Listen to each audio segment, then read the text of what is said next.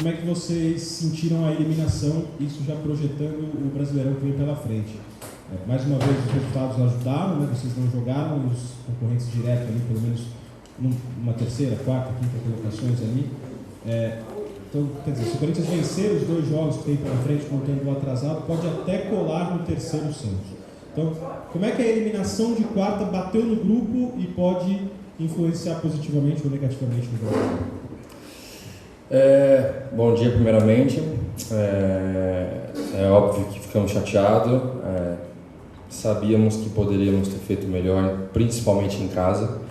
Então, fica aquele gostinho de que em casa deixamos a desejar. Isso ficou muito, muito claro. E lá conseguimos fazer uma grande atuação diante de todas as circunstâncias, de altitude, de jogar contra um time que, na minha opinião, é um dos times mais difíceis que eu joguei contra. Tem uma ideia de jogo muito positiva, muito legal, então é até interessante. Então, óbvio, a gente fica chateado porque conseguimos fazer um bom jogo, tivemos grandes chances, principalmente no primeiro tempo, de fazer 3 até 4 gols. Conseguimos estar sempre na frente do placar, então, mas infelizmente o time adversário conseguiu fazer os gols e pecamos pelo resultado em casa. Então o time sentiu, ficamos chateados, mas mudou a página, agora foco total no Brasileiro. Como você disse, a rodada acabou nos ajudando em alguns termos e temos que não só olhar a tabela, mas olhar para o nosso trabalho, né? Buscar sempre vitórias. Tem aí, se não me engano, 16, 18 jogos, não lembro, mas todo jogo olhar com uma final, porque a gente tem capacidade sim de chegar lá na frente, e deixe que falem de outros times, se esqueça um pouco da gente, né, como foi no Paulista, e lá na frente a gente pode incomodar. Danilo, você jogou bastante tempo na Europa, lá, pelo que a gente ouve, há uma relação mais profissional entre treinador, comandante e jogadores. Aqui no Brasil a gente vê que o grupo, o fato de o jogador comprar a ideia do treinador ainda é muito importante para que o trabalho dê certo. A gente está vendo o que está acontecendo no Cruzeiro e em outros times. E a gente tem ouvido aqui desde aquele primeiro jogo de que o Carille perdeu um pouquinho o carinho de alguns jogadores. Eu queria saber se isso é verdade. Vocês ainda estão comprando a ideia do Carille ou existe algum ruído entre treinador e jogadores no ambiente interno de vocês que a gente não tem acesso? Não, pelo contrário. Um ambiente, só nós que vivemos aqui o dia a dia sabemos o que acontece. De fora são apenas burburinhos. Não podemos deixar exemplos de outros lugares ser exemplos para nós, porque nosso ambiente é totalmente blindado em termos de discussões, de polêmicas. Muito pelo contrário, cara, ele tem uma abertura total com todos os atletas, dá ouvido para todos os atletas, isso é muito importante. Então, isso que falam eu não acho que é justo. Muito pelo contrário, eu sou muito, muito contente, o time está muito contente com o que o Carille tem nos mostrado. Não é só culpa dele, mas a gente tem que ter a responsabilidade também de que às vezes quando não conseguimos fazer um bom jogo é porque somos nós jogadores que às vezes não conseguimos impor aquilo que ele passou. Então é um grupo, não é só um jogador, é 11 jogadores ou um treinador. Então ninguém está descontente com o trabalho do Carille. Nós sim estamos ainda comprando a ideia do Carille, porque é muito claro e a gente confia 100%. Danilo, bom dia. Com relação ao título brasileiro, depois do jogo contra o Del Valle, lá no Equador, o André Sanches, presidente, disse: olha, o Corinthians agora, concentração total no brasileiro, vai brigar pelo título da competição. Vocês, jogadores, como é que estão enxergando as chances do Timão brigar ali pelo título? A diferença para o líder é de 13 pontos, mas o Corinthians tem um jogo a menos, né? Pode ser de 10 pontos essa diferença. Ainda dá? Claro, tem muito jogo ainda pela frente. É óbvio que os times de ponta estão numa sequência muito boa, mas cabe a nós olharmos o nosso trabalho, como eu disse antes, e buscar todo jogo pontuar. Esse é o nosso objetivo, é o nosso foco, 100% no Campeonato Brasileiro. Temos totais condições e vamos fazer por merecer. E com relação ao adversário, Felipe.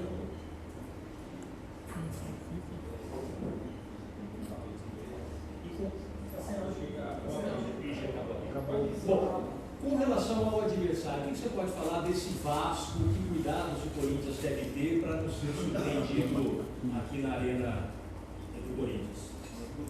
Não, a gente está começando a estudar um pouco o time do Vasco, sabemos que tem jogadores de qualidade, sabemos que a maioria dos gols foram de bolas paradas, então temos que estar atento nesse lance também. Então o Cifute, o staff do Carille vai passar todos os detalhes para que possamos evitar que isso aconteça aqui e também impor o nosso ritmo em casa e sair com a vitória.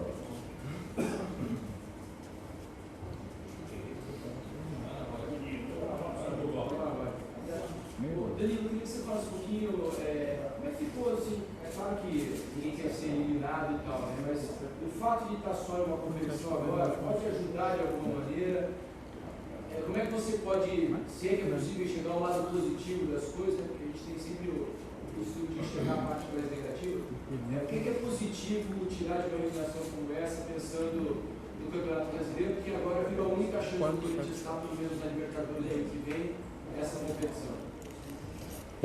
Bom, nem você disse, olhando para o lado positivo, talvez na semana que tivesse jogos Sul-Americana ou outro campeonato que seja, você acaba tendo uma semana para poder treinar, corrigir erros, descansar, recuperar atletas, coisa que dificilmente no calendário de uma equipe que joga todos os torneios possíveis não tem. Então a gente talvez vai ter um pouco mais de trabalho, vai ter um pouco mais de foco total, não que não tinha antes, mas quando você disputa duas competições, é evidente que você acaba colocando a cabeça mais no jogo, outro no outro, acaba sendo poupado em um, poupado em outro, então agora não tem desculpa, agora é foco total, todo mundo pensando da mesma maneira, na mesma linha para buscar os objetivos, que é tentar ser campeão brasileiro sempre.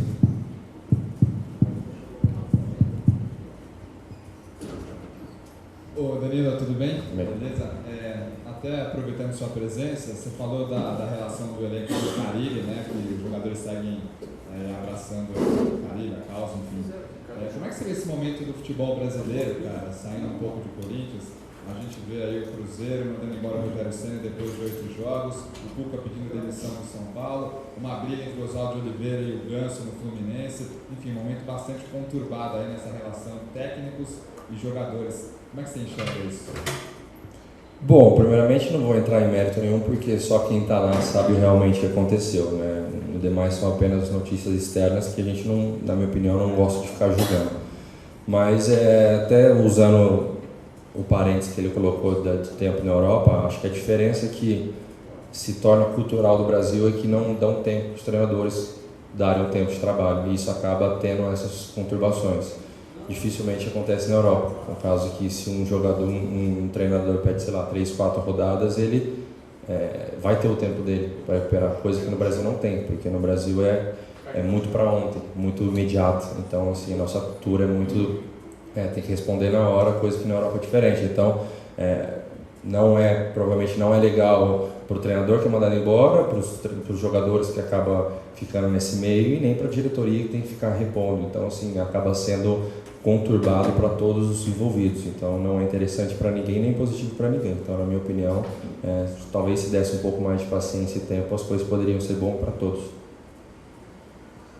Danilo, se a gente analisar que o objetivo do Corinthians agora é brigar lá em cima na tabela de classificação do campeonato, e aí a gente tem o Flamengo tem 47 gols, Palmeiras 37, o Grêmio 36, Santos 31 gols e o Corinthians tem 23. Você acha que a grande deficiência do Corinthians até agora tem sido no ataque?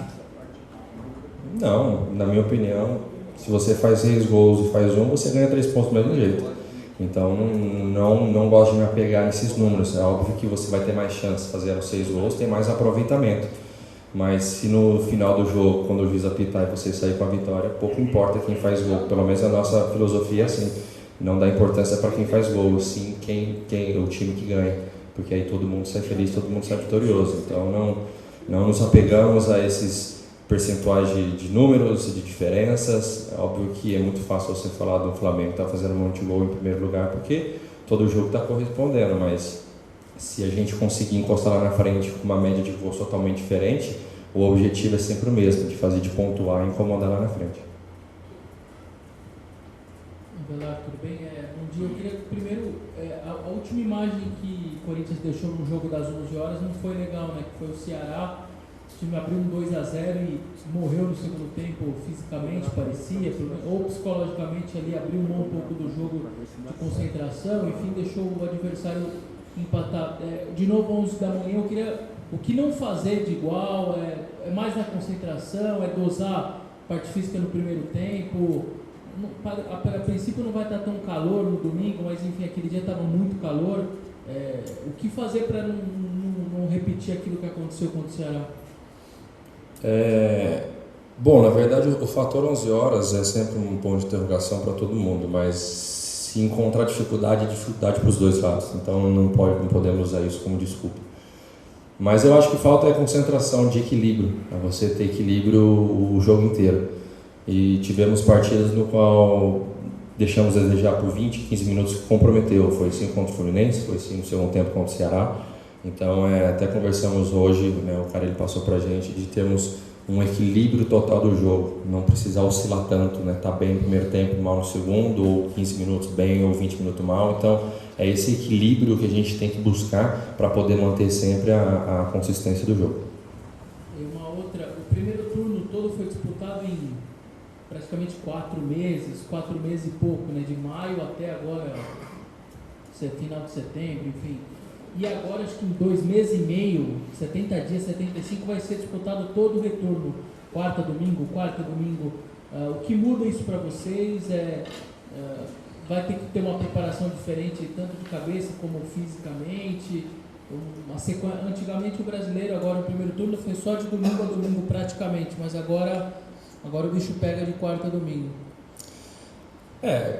Que nem você disse, é uma preparação mental, uma preparação física, é um foco total, é se cuidar em campo, se cuidar fora de campo, porque é uma maratona de jogos e um time como o Corinthians, que tem ambição de buscar títulos, não pode pecar nos pequenos detalhes, né? Na minha opinião, o bom de se jogar quarto e domingo é que você sempre tem uma oportunidade a cada 2, 3 dias de reverter uma situação e de melhorar aquilo que você deixou de fazer ou melhorar mais ainda aquilo que você fez no jogo anterior.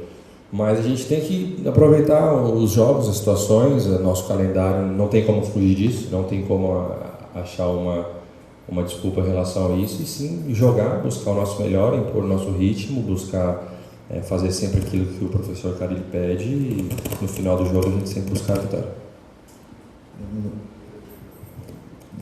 Aqui no fundo. Queria que você falasse sobre os efeitos da altitude, assim, porque antes do jogo o pessoal não quer falar muito para não ter um fator a mais psicológico, né, não acabar pesando tanto para vocês, mas fisicamente, o que vocês sentem? Como que é jogar realmente na altitude? Alô.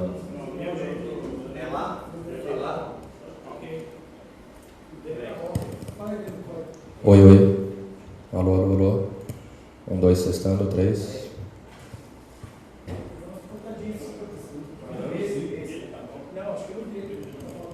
Alô.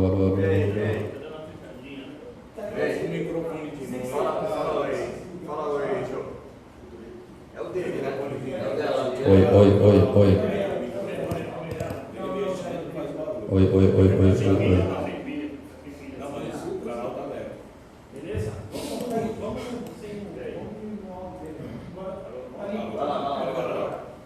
Pode responder? Pode. Tá.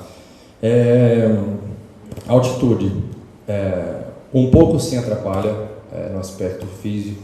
Aparentemente nem tanto, mas a velocidade da bola, acho que na minha opinião, foi o que mais incomoda um pouco, porque você prepara aliás, está acostumado com um posicionamento diferente, e você enfrentar, no caso, como foi o time do Del Valle, com pontos extremos de muita velocidade, você tem que estar bem posicionado, não arriscar tanto, porque a velocidade da bola ela é bem maior do que o normal.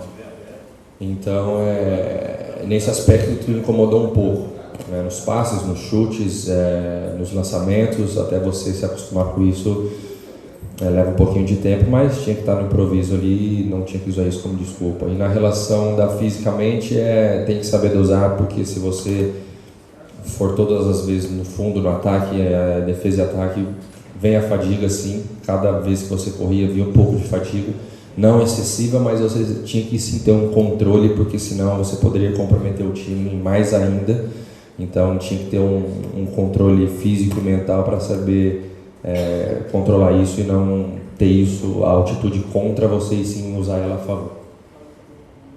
Você não.